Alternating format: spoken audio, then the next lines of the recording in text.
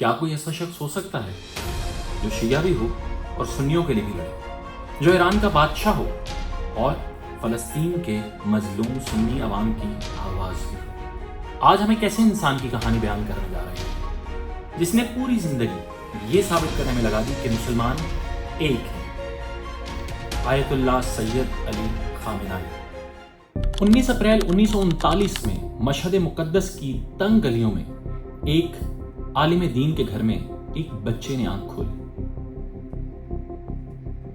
گھر میں غربت تھی لیکن قرآن تھا، علم تھا اور خوف خدا تھا۔ 4 سال کی عمر میں قرآن یاد کرنا شروع کیا، 4 سال کی عمر میں مدرسے میں قدم رکھا اور پھر کبھی پیچھے مڑ کر نہیں دیکھا۔ 1958 میں قم چلے گئے، وہاں آیت اللہ خمینی کے درس میں بیٹھنے لگے۔ ایک استاد اور شاگرد کا رشتہ جو آگے چل کر انقلاب بنا۔ لیکن یہ صرف سیاست کی کہانی نہیں ہے، یہ ایک شخص کی دین سے محبت کی کہانی ہے۔ وہ شخص جو ساری عمر یہ کہتا رہا کہ مسلمانوں کا سب سے بڑا کام مسلمانوں کو آپس میں جوڑنا ہے، نہ کہ توڑنا۔ شیعہ سنی بھائی بھائی یہ صرف ایک نعرہ نہیں ہے، صدیوں سے ایک سوال مسلمانوں کو کھاتا رہا، کیا شیعہ سنی ایک ساتھ چل سکتے ہیں؟ لیکن خامنہئی نے اس سوال کا جواب صرف زبان سے نہیں دیا بلکہ عمل سے کر دکھایا۔ 2010 میں ایک کویتی شیعہ عالم نے مقدسات اہل سنت کے بارے میں کچھ لفظ کہے جو کہ اہل سنت پر گراں گزرے۔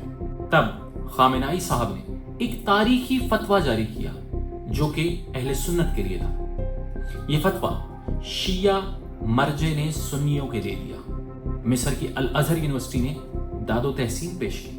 اردن کے اخوان المسلمین کے رہنما نے تعریف کی۔ سنی علماء نے کہا یہ حقیقی اتحاد ہے، یہ صرف ایک فتویٰ نہیں تھا بلکہ ایک پیغام تھا۔ خامنہئی کہتے تھے جو شیعہ اور سنی کو آپس میں لڑائے گا وہ اصل میں اسلام کا دشمن ہے۔ ہر سال حج کے موقع پر شیعہ اور سنیوں کے لیے ایک خط لکھا جاتا تھا جس کا صرف اور صرف ایک پیغام ہوتا تھا اور وہ تھا اتحاد، اتحاد اور اتحاد۔ کیسے ایک شیعہ حکمران فلسطین کے سنی حکمرانوں کا سب سے بڑا حامی بنا۔ دنیا کے بہت سے مسلمان ہیں اور بیشتر سنی اکثریت کے ہیں، لیکن فلسطین کے لیے کون کھڑا ہوا؟ صرف ایران۔ خامنہئی نے کہا کہ سنی شیعہ کے نفس ہیں، یعنی سنی شیعہ کی جان ہے، کیونکہ ان کے نزدیک مظلوم کا کوئی مسلک نہیں ہوتا اور ظالم کا کوئی فرقہ نہیں۔ اور جب خامنہئی صاحب کو شہید کیا گیا تو کائرو سے لے کر کراچی تک شیعہ سنی سڑکوں پر نکلا۔ کولکتہ کے سنی علاقوں میں ان کی تصویر لگائی گئی۔ خامنہئی نے صرف ایران کی نہیں پوری دنیا کی سوچ بدل کر رکھ دی۔ ہر سال حج پر انہوں نے مسلمانوں کو صرف ایک پیغام دیا، اتحاد، اتحاد اور اتحاد، اور سب مسلمانوں کو ایک پلیٹ فارم پر جمع کرنے کی کوشش کی۔ اور یہ بھی کہا کہ حج کے دوران تمام شیعہ مسلمان امام کعبہ کے پیچھے نماز پڑھیں۔ اسلامی اتحاد کانفرنسیں ہر سال تہران میں منعقد ہوتی ہیں اور جہاں شیعہ اور سنی علماء آپس میں مل کر بیٹھتے اور مل کر آواز اٹھاتے، اور دنیا میں کہیں بھی مسلمانوں پر ظلم ہوتا تو اس کے خلاف آواز اٹھائی جاتی، چاہے وہ بوسنیا ہو، فلسطین ہو، افغانستان ہو یا کشمیر ہو۔ اور یہ سیاست نہیں تھی، یہ ایمان تھا۔ اور پھر دنیا نے ایک وہ منظر بھی دیکھا جب جنوری 2020 میں ایک پتھر اور پہاڑ کی طرح کھڑا ہوا انسان دنیا نے روتے ہوئے دیکھا۔ اس کی آنکھوں میں آنسو تھے، آواز میں کپکپی تھی، کمر خم ہو چکی تھی۔ دنیا دیکھتی رہی۔ جی ہاں، اور وہ دن تھا جنرل قاسم سلیمانی کی شہادت۔ اس لمحے لوگوں نے ایک حکمران نہیں دیکھا بلکہ ایک ایسا شخص دیکھا کہ جس کے دل میں اپنے ساتھیوں، اپنے دین اور اپنے امت کے لیے محبت تھی۔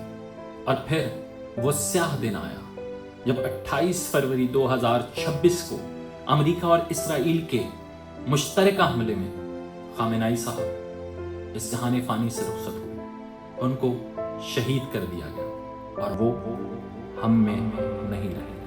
الرحمن الرحیم،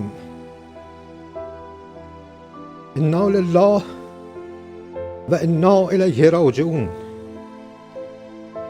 ملت بزرگ ایران روح بلند پیشوای ملت بزرگ ایران و پیش قراول امت اسلامی حضرت امام خامنه ای با نوشیدن شهد گوارای شهادت در ماه مبارک رمضان به ملکوت اعلا پیوست.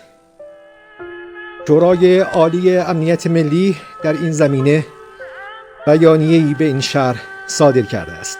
وہ شخص جو تمام عمر یہ کہتا رہا کہ مسلمانوں ایک ہو جاؤ، تمہارا دشمن ایک ہے، وہ آج خاموش کر دی گئی، لیکن اس کا پیغام زندہ ہے، اور وہ ہے اتحاد اتحاد اتحاد۔ اور پھر دنیا نے وہ منظر بھی دیکھا جب کولکتہ سے کراچی تک تمام مسلمان ایک آواز میں بولے، اور یہی تو خامنہ ای چاہتے تھے کہ مسلمان ایک ہوں، خوشی میں بھی اور غم میں بھی۔ ایک غریب عالم کا بیٹا کہ جس نے اپنی پوری زندگی ایک مقصد کے لیے دے دی، اور وہ یہ کہ مسلمان ایک ہے، اسلام ایک ہے، آج ہم میں نہیں ہے، لیکن اس کا پیغام زندہ ہے، اس کا پیغام زندہ ہے۔